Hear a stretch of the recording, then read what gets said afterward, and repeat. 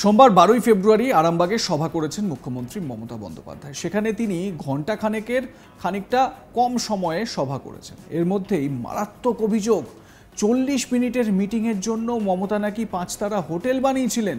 অন্তত অভিযোগ এমনটাই। এই অভিযোগ করেছেন রাজ্যের বিরোধী দলনেতা শুভেন্দু অধিকারী। আমি আপনাদের প্রথমে শোনাবো শুভেন্দু অধিকারীর বক্তব্য। তিনি কি বলছেন শুনুন। This is BJP. ভাঙা বাসে ছেঁড়া সিটে বসে আছি। মিস্টার অধিকারী, মমতা ব্যানার্জির মতো ক্যাডবেরি স্যান্ডউইচ খেয়ে করিনি। আরামবাগে 40 মিনিটের মিটিং এ ওখানে 5 স্টার হোটেল বানিয়েছিল। দেখবেন নাকি? দেখবেন নাকি? This is Mamata to helipad in Asansol, Arambagh.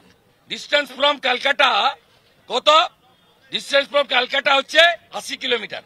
এটা আরামবাগের টেম্পোরারি ওয়াশরুম। 40 মিনিটের জন্য।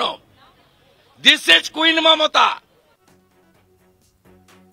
শুভেন্দু অধিকারী নিজের ফোন বের করে দেখাচ্ছেন যে কিভাবে 40 মিনিটের সভার জন্য মমতা বন্দ্যোপাধ্যায় কত খরচ করেছেন। দেখাচ্ছেন যে কিভাবে সেখানে বাথরুম তৈরি করা হয়েছে, কত টাকা খরচ করা হয়েছে। সোমবার আরামবাগে সভা করেছেন মুখ্যমন্ত্রী মমতা বন্দ্যোপাধ্যায়। প্রায় একই সময় এদিন সন্দেশখালী ইস্যুতে উত্তপ্ত হয় বিধানসভা।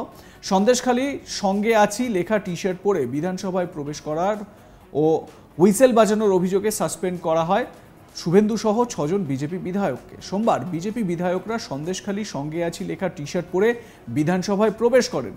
স্পিকার বিমান বন্দ্যোপাধ্যায় এই পোশাকের বিষয়ে আপত্তি জানান। তিনি বিজেপি বিধায়কদের টি শার্ট খুলে আসতে অনুরোধ করেন। এরপর বিক্ষোভ প্রদর্শন করেন বিজেপি বিধায়কেরা। স্লোগান দেওয়া ও হুইসেল বাজানোর পর তারা ওয়াকআউট করেন। বিধানসভা থেকে বেরিয়ে এদিন দলীয় বিধায়কদের নিয়ে সন্দেশখালীর দিকে রওনা দেন বিরোধী দলনেতা। সায়েন্স সিটির কাছে তাদের বাস আটকে দেওয়া হয়। সেখানেই বাসের মধ্যে বসেই প্রতিবাদ চলতে থাকে। সেই সময় সংবাদ মাধ্যমকে প্রতিক্রিয়া দিতে গিয়ে বিরোধী দলনেতা অভিযোগ তোলেন, আরামবাগে মাত্র 40 মিনিটের সভা করতে গিয়ে রীতিমতো 5 তারা হোটেলের আয়োজন করা হয়েছে মুখ্যমন্ত্রীর জন্য। এদিন শেষ পর্যন্ত আর সন্দেশখালী যাওয়া হয়নি শুভেন্দুর। মাঝ রাস্তায় আটকে থাকতে হয়েছে বহুক্ষণ। সন্ধে পর্যন্ত আটকে থাকার পর শেষ পর্যন্ত বাস থেকে নেমে যান বিজেপি বিধায়করা। তবে জানান 15 তারিখ তারা ফের যাবেন। তবে শুভেন্দু অধিকারী যে অভিযোগটি করছেন যে 5 তারা হোটেল বানানো হয়েছে মমতা বন্দ্যোপাধ্যায়ের এই সফরকে কেন্দ্র করে, যে অভিযোগ করেছেন বিরোধী দলনেতা শুভেন্দু অধিকারী, তার বক্তব্যটা আরো একবার শোনাবো আপনাদের। This is BJP. ভাঙা বাসে ছেঁড়া সিটে বসে আছি। মিস্টার অধিকারী, মমতা ব্যানার্জির মতো ক্যাডবেরি স্যান্ডউইচ খেয়ে করিনি। আরামবাগে 40 মিনিটের মিটিং এ ওখানে 5 স্টার হোটেল বানিয়েছিল। দেখবেন নাকি? দেখবেন নাকি? This is Mamata to helipad in Asansol, Arambagh. Distance from Calcutta কত? ডিস্টেন্স ফ্রম ক্যালকাটা হচ্ছে 80 কিলোমিটার। এটা আরামবাগের টেম্পোরারি ওয়াশরুম। 40 মিনিটের জন্য। This is queen Mamata. এদিনই সন্দেশখালীতে যান রাজ্যপাল সিভি আনন্দ বোস। তাকে দেখেই হাউমাউ করে কান্না জুড়ে দেন মহিলারা। সন্দেশখালী যাওয়ার পথে দফায় দফায় বিক্ষোভের মুখে পড়তে হয় রাজ্যপালকে। শেষ পর্যন্ত দুপুরে সেখানে পৌঁছান। এলাকার মহিলাদের সঙ্গে কথা বলেন রাজ্যপাল। কয়েকশো মহিলা প্ল্যাকার্ড হাতে নিয়ে অপেক্ষা করছিলেন রাজ্যপালের জন্য। রাজ্যপাল সেখানে পৌঁছতেই তাকে ঘিরে অভিযোগ জানান মহিলারা। এটা যেরকম একটা দিক, তার পাশাপাশি মমতা বন্দ্যোপাধ্যায় যখন সন্দেশখালী এরকম উত্তপ্ত, শুভেন্দু অধিকারী মমতার সফরকে কেন্দ্র করে অভিযোগ করছেন যে সেখানে কুইন মমতা গিয়েছেন, এরকম কথা বলছেন। সেই সময় মমতা বন্দ্যোপাধ্যায় আরামবাগের এই সভা থেকেই রাজ্যের বিরোধীদের দিকে অভিযোগের তীর শানান। তিনি বলেন যে বিরোধীদের জন্যই তিনি চাকরির ব্যবস্থা করতে পারছেন না।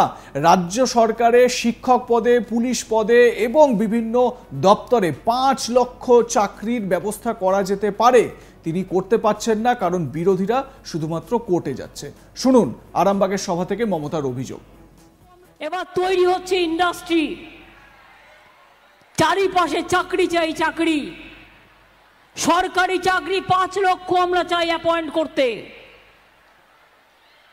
কিন্তু সিপিএম আর বিজেপি নেতাদের বলুন, দয়া করে বেকার যুবক যুবতীদের ভবিষ্যৎ নষ্ট না করবার জন্য এই চাকরিগুলোকে আটকাবেন না। ভোটে গিয়ে কথাগুলো বলুন, কোর্টে যে কেউ যেতে পারে, এটা তার সাধারণ অধিকার। কিন্তু তাই বলে একটু মায়া লাগে না? এত টিচার নেওয়া হবে, পোস্ট খালি আছে, আপনাদের জন্য নিতে পারছি না, মানে এই বিজেপি সিপিএম আর কংগ্রেসের নেতাগুলোর জন্য, কয়েকটা ফুরফুরের জন্য। প্রজাপতি ফুরফুরে উড়ে বুড়ে বেড়াচ্ছে, চাকরি পেলে তাদের লোকসান।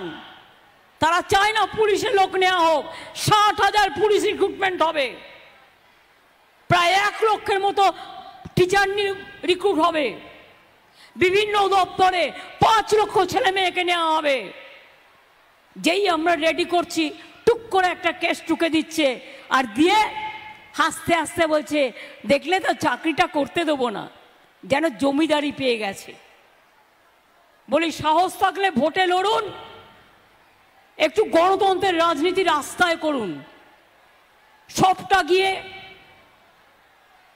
দুর্নীতি করবার চেষ্টা করবেন না, এটা একটা বড় দুর্নীতি। যারা মানুষের কাজ আটকায়, এটা বড় দুর্নীতি।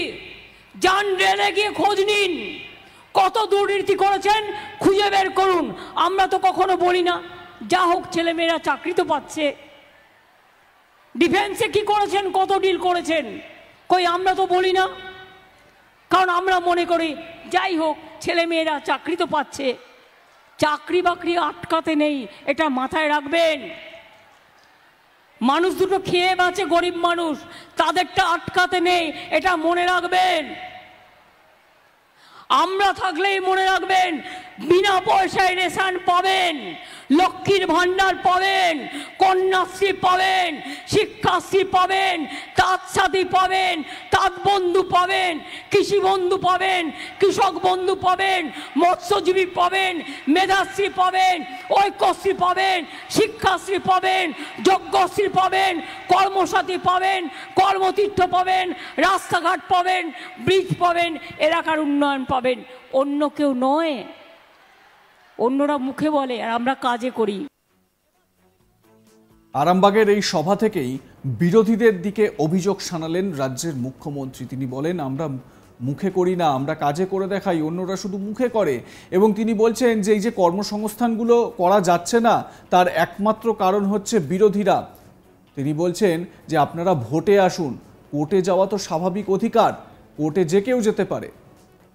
আপনারা কি মনে করেন, এই যে রাজনৈতিক পরিস্থিতি তৈরি হয়েছে ভোটের আগে রাজ্যে, সেটা নিয়ে আপনাদের মতামত জানান। দেখতে থাকুন আজ তাক বাংলা।